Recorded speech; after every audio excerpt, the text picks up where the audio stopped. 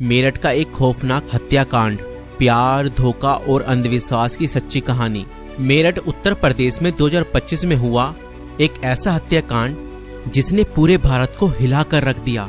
ये कहानी प्रेम, विश्वासघात और अंधविश्वास के खतरनाक जाल में फंसे कुछ लोगों की है, जिसने एक निर्दोष व्यक्ति की जान ले ली।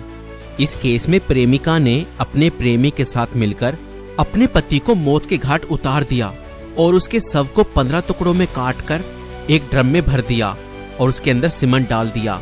मगर चलिए इस कहानी को शुरुआत से देखते हैं। 2016 में मेरठ निवासी सौरभ राजपूत की मुलाकात मुस्कान रस्तोगी से हुई। दोनों के बीच प्रेम हुआ और कुछ सालों बाद उन्होंने शादी कर ली। लेकिन यह शादी सौरभ के परिवार को पसंद नहीं आई, क्योंकि मुस्कान एक अलग जाति से थी। इसके बावजूद दोनों ने अपने रिश्ते को मजबूत बनाए रखा। सौरभ मर्चेंट नेवी में जॉब करते थे और लंदन में पोस्टेड थे। शादी के कुछ समय बाद सौरभ लंदन चले गए, जबकि मुस्कान अपनी बेटी के साथ मेरठ में रहने लगी। इस दौरान उनकी जिंदगी में एक तीसरा व्यक्ति साहिल शुक्ला आया, जो मुस्कान को पहले से ही जानता था। सौरभ के लंदन में रहने के कारण मुस्कान की नजदीकियां साहिल से बढ़ने लगी। साहिल, जो पहले से ही मुस्कान को पसंद करता था, अब खुलकर उसके साथ वक्त बिताने लगा। मुस्कान ने उसे यह यकीन दिला दिया कि वह अपने पति के साथ खुश नहीं है और वह साहिल से सच्चा प्यार करती है। साहिल शुक्ला अंधविश्वासी प्रवृत्ति का था और आत्माओं, तंत्र मंत्र जैसी चीजों में विश्वास करता था।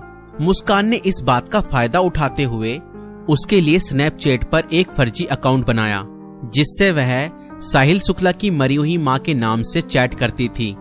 इस फर्जी अकाउंट से वह साहिल को यकीन दिलाने लगी कि उसकी मां की आत्मा मुस्कान को पसंद करती है और चाहती है कि वे दोनों साथ रहें। धीरे धीरे साहिल पूरी तरह से मुस्कान की बातों में फंस गया।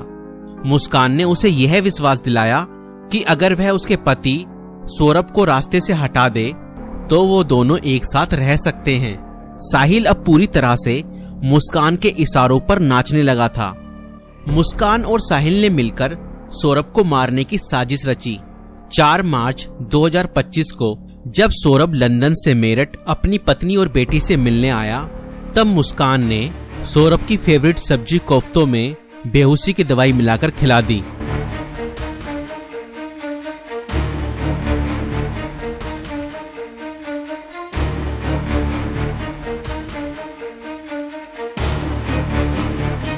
और जब सौरभ बेहोशी की हालत में बिस्तर पर पड़ा था, तब मुस्कान ने अपने दोस्त साहिल को बुला लिया और रसोई में जाकर वो बड़ा और धारदार चाकू ले आई, जो मुस्कान और साहिल ने पहले से ही प्लानिंग करके खरीदे हुए थे। और करीब 20 मिनट तक साहिल ने मुस्कान को बताया कि कैसे उसे अपने पति का वध करना है।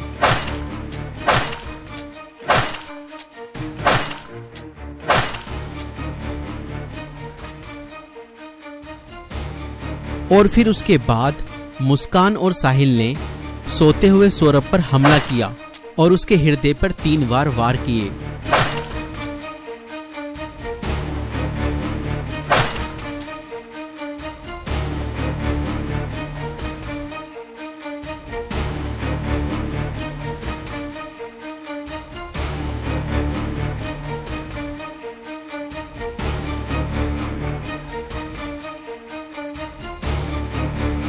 और घर में पड़े कूलर को भी ऑन कर दिया ताकि उसकी आवाज किसी को भी ना सुनाई दे। जब उन्होंने सौरभ को खत्म कर दिया, उसके बाद वह उसकी बॉडी को बाथरूम में ले गए।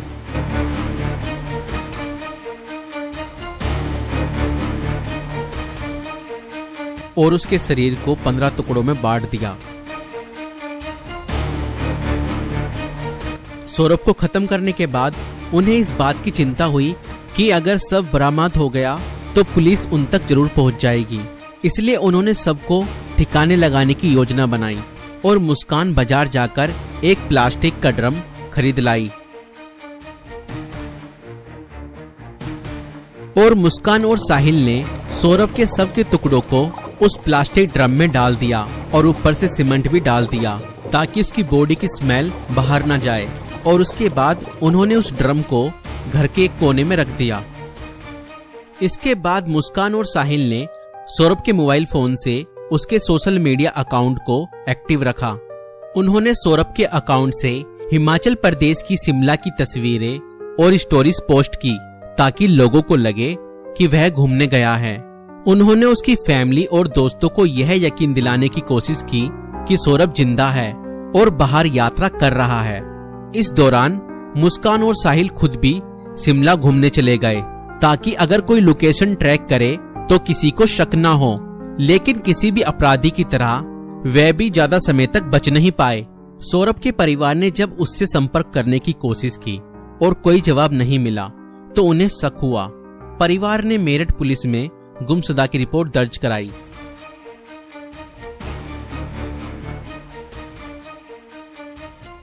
और इसी बीच मुस्कान ने अपने माता पिता को बताया कि शायद सौरभ का मर्डर हुआ है और उसके घर वालों ने ही उसका मर्डर किया है।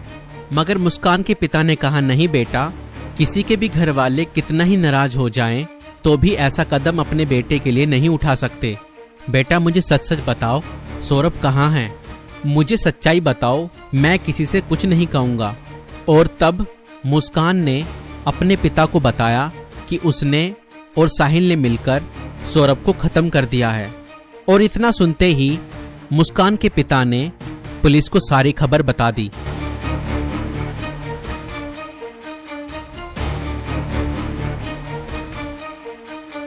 और पुलिस ने तुरंत मुस्कान और साहिल को गिरफ्तार किया और उस प्लास्टिक ड्रम को भी बरामद किया जिसमें सौरभ के शव के टुकड़े थे।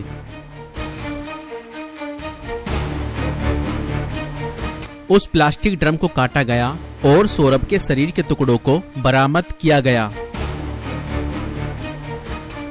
इस खौफनाक हत्या मिस्ट्री का अंत पुलिस द्वारा हत्यारों की गिरफ्तारी के साथ हुआ। पुलिस ने मुस्कान और साहिल को गिरफ्तार कर लिया।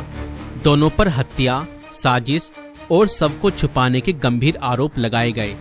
दोस्तों, ये घटना हमें यह सिखाती है कि अंधविश्वास का अंजाम बहुत बुरा और भयानक होता है।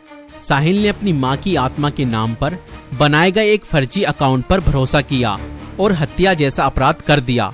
और गलत संबंध और रिश्तों का अंजाम बहुत बुरा ही होता है। मुस्कान ने अपने फायदे के लिए साहिल को मानसिक रूप से कंट्रोल किया और हत्या तक करवा दी। और कानून से कोई नहीं बच सकता, चाहे अपराध कितना भी चालाकी से किया जाए। पुलिस की जांच और सबूतों के आधार पर अपराधी पकड़े ही जाते हैं। इसलिए